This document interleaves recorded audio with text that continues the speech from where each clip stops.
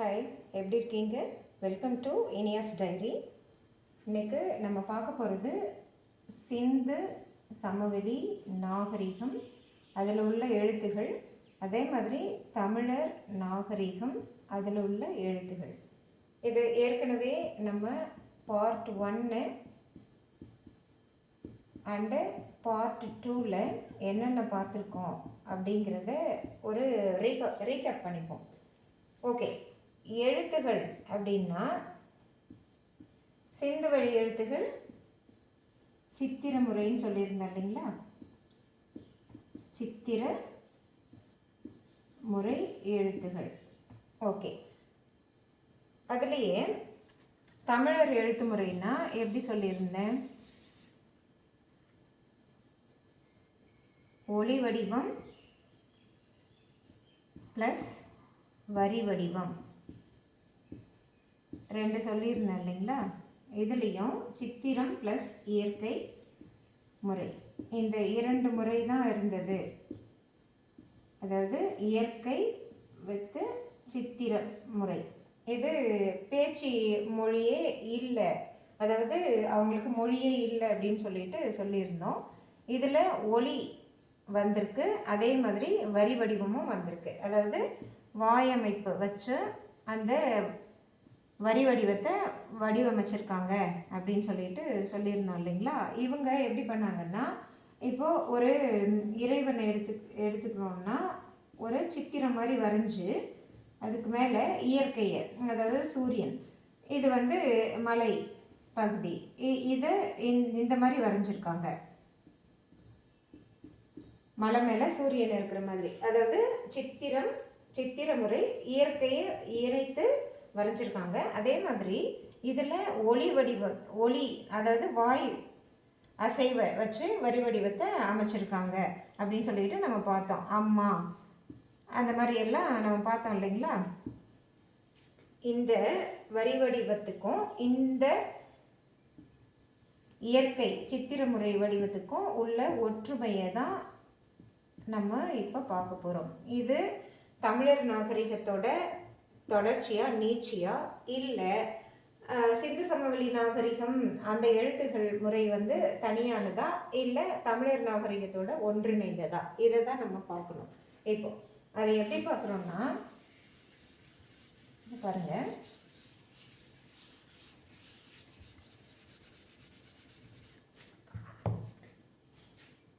இது ஆக்சுவலாக திராவிடம், இது வட இந்தியா.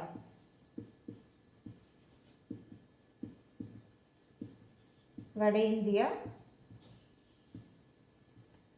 தென்னிந்தியா. அதிலே பார்த்தீங்கன்னா தென்னிந்தியாவில் இங்கே கன்னடம், தெலுங்கு பேசுகிற மக்கள், இது விட்டுருங்க, தமிழ் மலையாளம் பேசுகிற மக்கள், அதாவது கன்னடம், மலையாளம், தெலுங்கு தேச மக்கள், இது தமிழர் வாழும் பகுதி தமிழ்நாடு. இது எல்லா அமைப்பையும் திராவிடர்கள் அப்படின்னு வரலாற்றில் சொல்லியிருக்காங்க இல்லைங்களா? வரலாற்றில் சொல்லியிருக்காங்க. அதே மாதிரி இங்கே வட இந்தியாவில் நிறைய பகுதிகள்லாம் இருக்குது, ஆனால் ஆரியர்கள் அப்படின்ற நேமில் அழைக்கிறாங்க. இதுலேயே திராவிடர்கள் ஆரியர்கள் அப்படிங்கிறது தான், அதாவது இந்த ஹோல் இந்தியாவையும் வட இந்தியா தென்னிந்தியா அதில் வாழ்கிற மக்கள் பேர் ஆரியர்கள் திராவிடர்கள் அப்படின்னு சொல்லிட்டு பொதுவாக சொல்கிறாங்க. இதில் நம்ம எடுத்துக்க வேண்டிய பகுதி தமிழர் வாழ்ந்த பகுதியில் உள்ள எழுத்துகளும்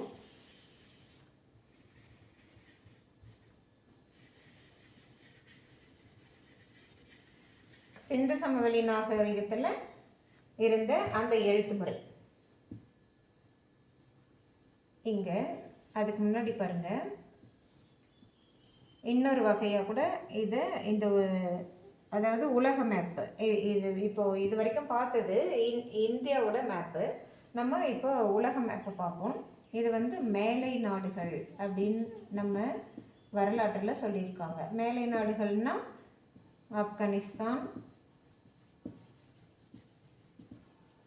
ஆப்கானிஸ்தான், ஈரான், ஈராக், அதுக்கு மேலே பார்த்தீங்கன்னா கிரேக்கம்,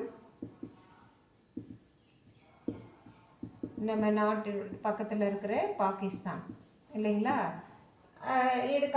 இது போதும்னு நினைக்கிறேன் இப்போதைக்கு. இது வந்து கீழை நாடுகள், அதாவது கீழே அயல் நாடுகள் அப்படின்னு சொல்லிட்டு சொல்லுவாங்க. அது எப்படின்னு பாருங்க. அதில் இந்தோனேஷியா,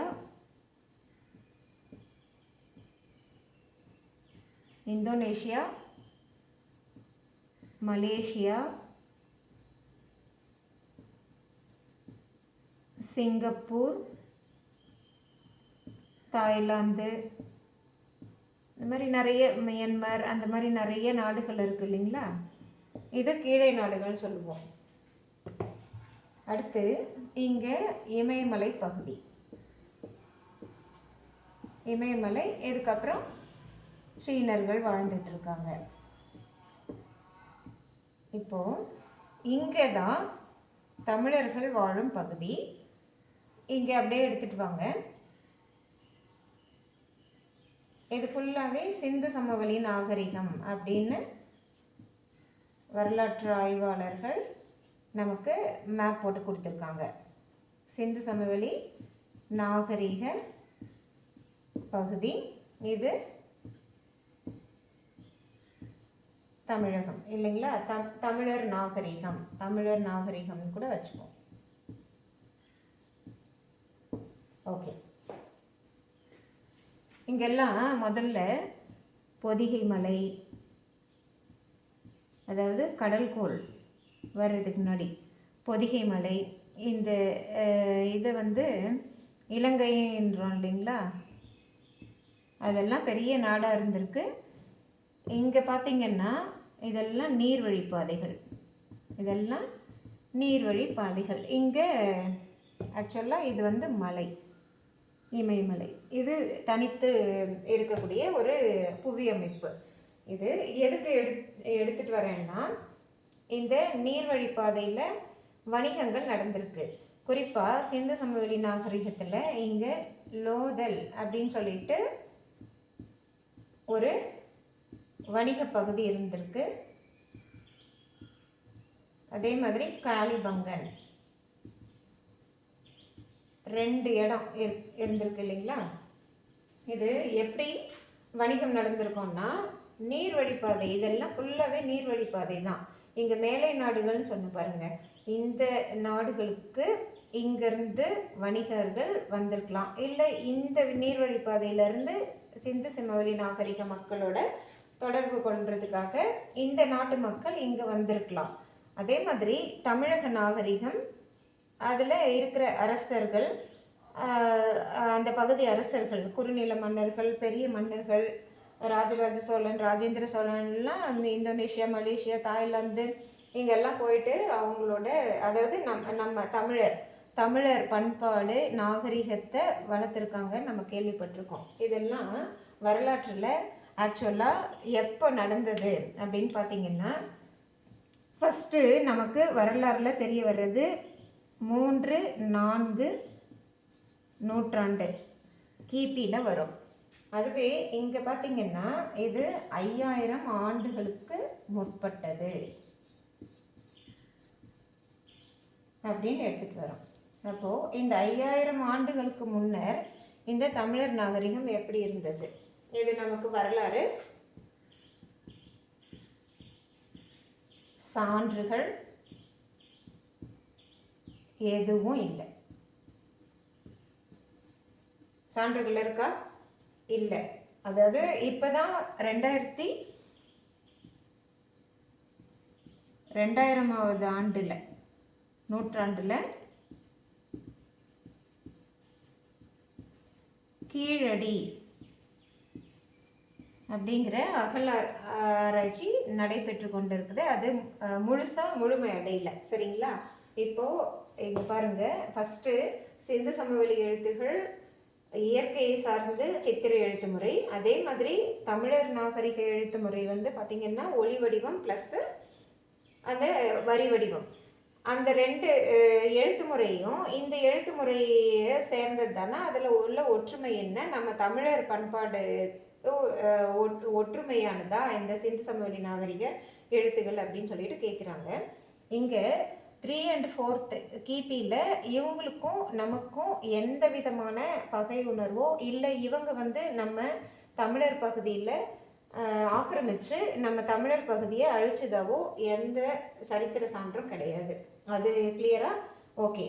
ஆனால் சிந்து சமவெளி நாகரிகத்தில் இருக்கிற மக்கள் இங்கே, அதாவது மேலை நாடுகளுக்கு போன மாதிரி ஒரு சான்றுகள் எதுவும் கிடையாது, வரலாற்று சான்றுகள் எதுவும் கிடையாது.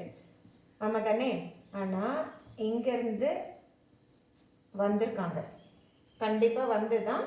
அதாவது அயலவர்கள் படையெடுப்புனால சிந்து சமவெளி நாகரிகம் அழிந்து போயிருக்கலாம் அப்படின்னு சொல்கிறாங்க. அப்படி இல்லைன்னா இங்கேருந்த சிந்து, ராபி, ஜேனாப் இந்த நதிகள்னால அந்த நாகரிகமே காணாமல் போயிருக்கலாம் அப்படின்னு சொல்கிறாங்க இல்லைங்களா? அதுவும் கிடையாது. ஏன்னா 2014 வந்த சுனாமியில் ஃபுல் தமிழகமும் அதாவது இலங்கையோ எதுவுமே காணாமல் போயிடல. அந்த மாதிரி ஒரேடியாக காணாமல் போகிறதுக்கு வாய்ப்புகளே இல்லை. கண்டிப்பாக அயலவர் படையெடுப்பு அவங்களோட அழிப்புனால தான் சிந்து சமவெளி நாகரிகம் அழிஞ்சு போனதுக்கான சாத்தியக்கூறுகள் எல்லாமே இருக்குது. கண்டிப்பாக அதுதான் நடந்திருக்கும். இயற்கையினால் அந்த மாதிரி நடந்திருக்கிறதுக்கு வாய்ப்பே இல்லை. இது என்னோட அசம்ஷன். அதே மாதிரி பார்த்திங்கன்னா இது 5000 ஆண்டுகளுக்கு முற்பட்ட எழுத்து முறை அப்படிங்கிறாங்க. அதே மாதிரி கீழடியில் சில சான்றுகள் கிடைச்சிருக்கு. அதுவும் சித்திர எழுத்து முறை மாதிரி தான் இருக்குது. அதில் பார்த்திங்கன்னா சில குறியீடுகள் இங்கே பாருங்கள், இந்த மாதிரி. அடுத்தது மீன் வரைஞ்சிருந்தாங்க இல்லைங்களா, அந்த மாதிரியும் சில பல குறியீடுகள் அதாவது தமிழர் பண்பாட்டோட கீழடி நாகரிகம், அந்த நாகரிகத்தோட எழுத்து முறை, சித்திர எழுத்து முறையை கம்பேர் பண்ணும்போது ஒரே மாதிரி இருந்தது. இந்த நாகரிகத்தில் இருந்த எழுத்து முறையும் இந்த நாகரிகத்தில் இருந்த எழுத்து முறையும் தமிழர் நாகரிகம், சிந்துவெளி நாகரிகம், இது 2 எழுத்து முறையும் ஒரே மாதிரி இருந்தது.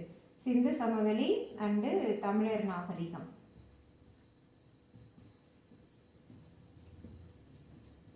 இது இப்போ புரியும்னு நினைக்கிறேன். தமிழர் நாகரிகம் வித்து சிந்து சமவெளி நாகரிகம். அப்போது இங்கே திராவிடம் சொல்லிட்டு இருந்தோமே, அதெல்லாம் என்ன அப்படின்னு சொல்லிட்டு நம்ம இப்போது கிளியராக பார்ப்போம். எப்படின்னா இங்கே பாருங்கள், இந்த எழுத்துகள் சித்திர எழுத்துகள் ஒரே மாதிரி தான் இருக்குது.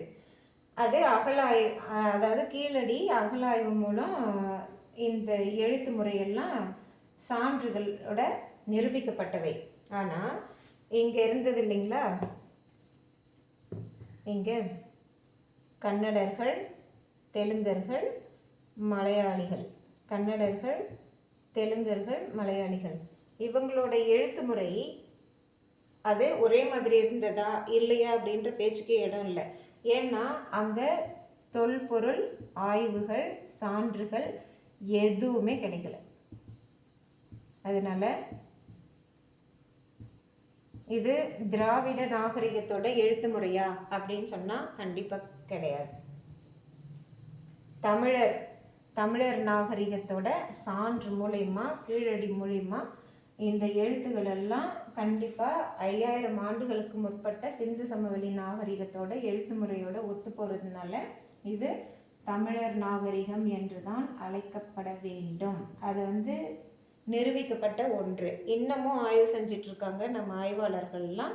இது கண்டிப்பாக தமிழர் நாகரிகமாக தான் இருந்திருக்கும். அதுக்கு புவியியல் சான்று ஒன்று சொல்கிறேன் பாருங்கள். இதை கொஞ்சம் நல்லா இது திரும்ப ரீகால் பண்ணிப்போம். எப்படின்னா, இந்த மேலை நாடுகள் அப்படின்னு சொல்லிட்டு அவங்க கண்டிப்பாக வந்து இவங்கள அயலவர்கள் இல்லைங்களா, இவங்கள அந்த நாகரிகத்தை அழிச்சிருக்கிறதுக்கு வாய்ப்புகள் இருக்குது. அதே மாதிரி கீழே நாடுகளில் தமிழ் அரசர்கள் அங்கே போயிட்டு அவங்களோட வெற்றியை, அந்த தமிழர் பண்பாடை இங்கே நிலைநிறுத்தியிருக்காங்க.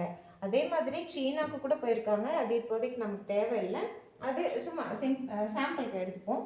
அதே மாதிரி வரலாற்று சான்றுகள் அப்படின்னும் போது அகழாய்வு மூலயமாவே இந்த எழுத்துப்பூர்வமாக, அதாவது அகழாய்வு அந்த சித்திர எழுத்து முறை மூலமாக நமக்கு அது தமிழர் நாகரிகம் தான் அப்படின்னு சொல்லிட்டு கிடைச்சிருக்கு. இது திராவிட நாகரிகம் கண்டிப்பாக கிடையாது. ஏன்னா இங்கே அதுக்கு உண்டான அகழாய்வுகளோ எதுவோ நமக்கு கிடைக்கவே இல்லை. அது ஓகே தானே? கரெக்டு. அடுத்தது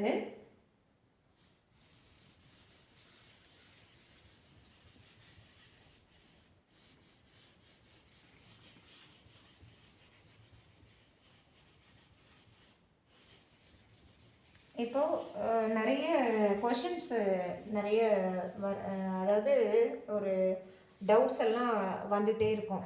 எப்படின்னா, இந்த எழுத்து முறைகள் வந்து ஒரே மாதிரி தானே இருக்கும். இந்த சித்திர எழுத்து முறை மாதிரி இருந்திருக்கும், அதுவும் டெவலப் ஆகிருக்கும் இல்லைங்களா. திராவிட நாகரிகம் இங்கே கூட ஒரிசாவில் பாருங்கள், இங்கே குஜராத்தில் பாருங்கள், எல்லாமே ஒரே மாதிரி தானே இருந்திருக்கும். ஏன் தமிழர் நாகரிகம் அப்படின்னு சொல்லிட்டு சில பேர் கேட்குறாங்க. அதில் பார்த்தீங்கன்னா, தமிழ் எழுத்து முறையை தான் இப்போ பார்த்துட்ருக்கோம். தமிழ் எழுத்து இப்போது வாய் அசைவு மூலயமா ஒரு கோடு போட்டு இப்படி ஆ அப்படின்னு வளர்ச்சி அடைஞ்சிருக்கு. இந்த 3-4ஆம் நூற்றாண்டுலேயே கல்வெட்டுலலாம் பார்த்தீங்கன்னா இந்த தமிழ் அப்படிங்கிறத இந்த மாதிரியெல்லாம் எழுதியிருக்காங்க.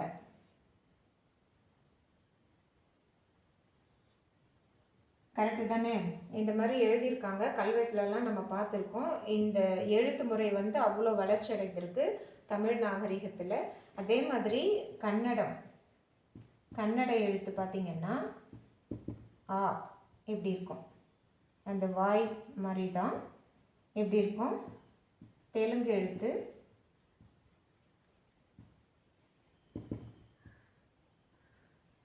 எப்படி கொஞ்சம் வளைஞ்சிருக்கும். கல்வெட்டில் எழுதுறது தான் இதெல்லாம். மலையாள எழுத்து ஆ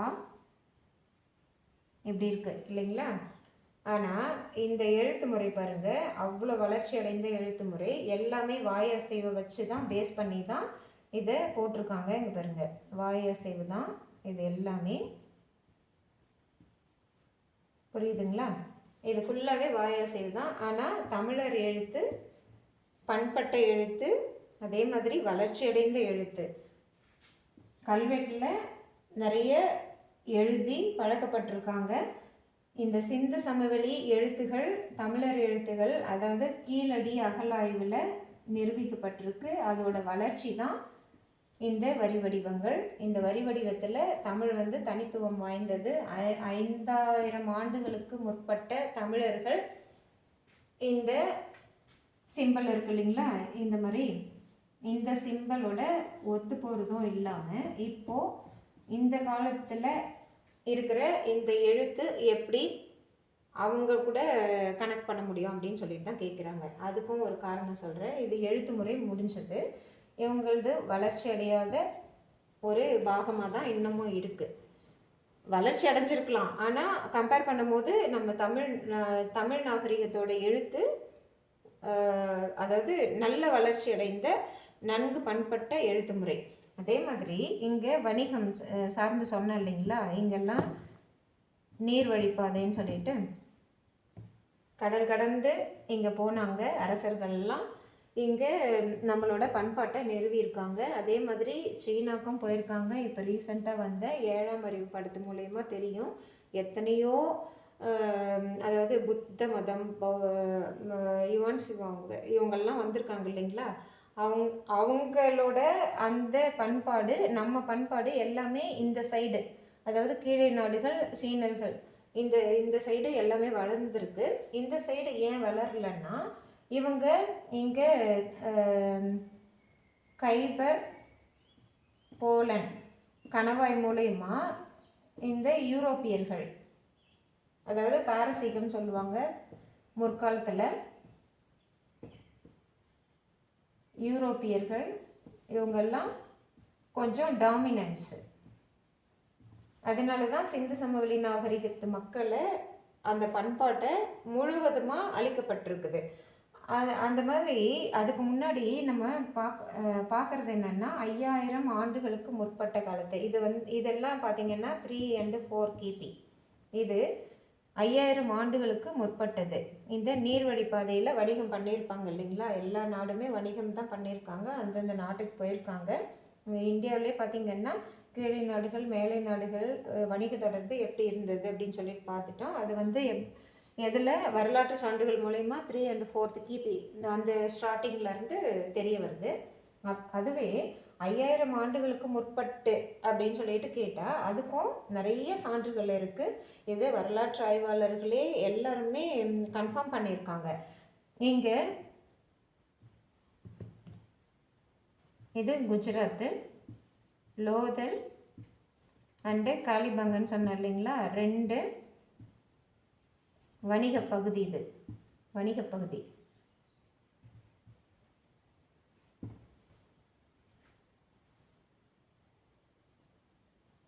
இந்த தமிழ் அரசர்கள் இங்கே ஏன் போயிருக்கக்கூடாது? அதுதான், அதாவது தமிழர் தம் நாகரிகம் மிகவும் வளர்ச்சியடைந்த நாகரிகமாக இருக்கிறதுக்கு காரணம் அவங்களோட வீரமும் அறிவு முதிர்ச்சியும் தான். அதாவது இந்த எழுத்து முறை மட்டும் இல்லை, இந்த வணிகத்துலேயும் சிறந்து விளங்கி இருக்கோம் நம்ம தான். அதே மாதிரி மற்ற கலைப்பொருட்கள், கலை நுணுக்கங்கள், எழுத்தறிவு, பண்பட்டறிவு, நாகரிகம் எல்லாத்துலேயுமே நம்ம மேலோங்கி தான் இருந்திருக்கோம். அதுக்கு முன்னாடி இதெல்லாம் திராவிட நாடு இல்லை தமிழர் நாடு அந்த மாதிரி எல்லாம் எதுவுமே சொன்னது கிடையாது. இங்கே பற்றுளியாறுன்னு சொல்லிட்டு தென் தமிழ்நாடே இருந்திருக்கு. இந்த நீர்வழி பாதை மூலயமா இங்கே வணிகம் செய்கிறதுக்காக இந்த பகுதி மக்கள், அதாவது நம்ம தமிழர் பகுதி மக்கள், தமிழர்கள் இங்கே குடியேறி இருக்கிறதுக்கு வாய்ப்புகள் நிறைய இருக்குது. அதே மாதிரி இந்த சிந்து சமவெளி நாகரிக மக்களும் இவங்களோட வழித்தோன்றல் தான். இதுதான் கன்க்ளூஷன். கண்டிப்பாக தமிழர்களோட வழித்தோன்றல்கள் தான் சிந்து சமவெளி நாகரிக மக்கள். எப்படின்னா எழுத்து மூலியமாகவே நிறுவனமாகுது.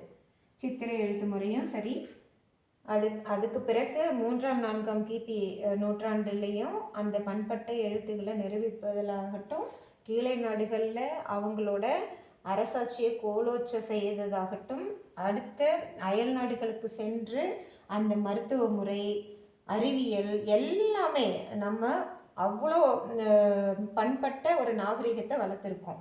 அதனால சிந்து சமவெளி நாகரிகம் நம்மளோட தான்.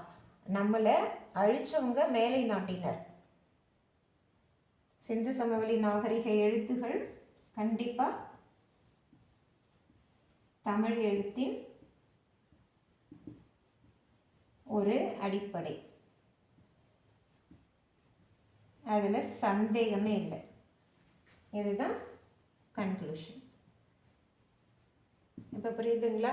வணிகம் சார்ந்தும் சரி, வீரம் சார்ந்தும் சரி, எழுத்து சார்ந்தும் சரி, நாகரிகம் எல்லாமே தமிழர் தந்த எல்லா சொத்தும் தான். அதே மாதிரி இந்த இந்தியா மட்டும் கிடையாது, உலகத்தில் எத்தனையோ நாகரிகங்கள் வளர்ந்துருக்கு.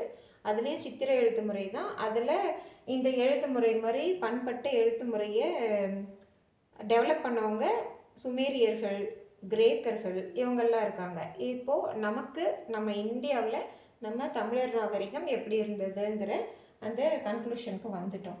கண்டிப்பாக சிந்து சமவெளி நாகரிகத்தோட எழுத்துகள் தமிழர் தான். அவங்க வணிகம் செய்கிறதுக்காக இங்கே குடிபெயர்ந்திருக்காங்க. அவங்க அயல் நாட்டினர்னால் அந்த நாகரிகம் அழிக்கப்பட்டிருக்கு. இங்கே வர முடியல. ஏன்னா இங்கே நர்மதை தபதின்னு 2 ஆறு இருக்குது. அவங்களால இந்த சைடு வர முடியாது. ஏன்னா வடநாட்டு அரசர்களே பார்த்திங்கன்னா அசோகர் கூட இது வரைக்கும் தான் வந்திருப்பாங்க. தக்கான பீடபூமி வரைக்கும் தான் வந்திருப்பாங்க. அதனால் அந்த புவியியல் சார்ந்தும் பார்த்திங்கன்னா தமிழர் பகுதிக்கு அவ்வளோ சீக்கிரம் வர முடியாது இவங்களால், இந்த அயல் நாட்டவர்களால்.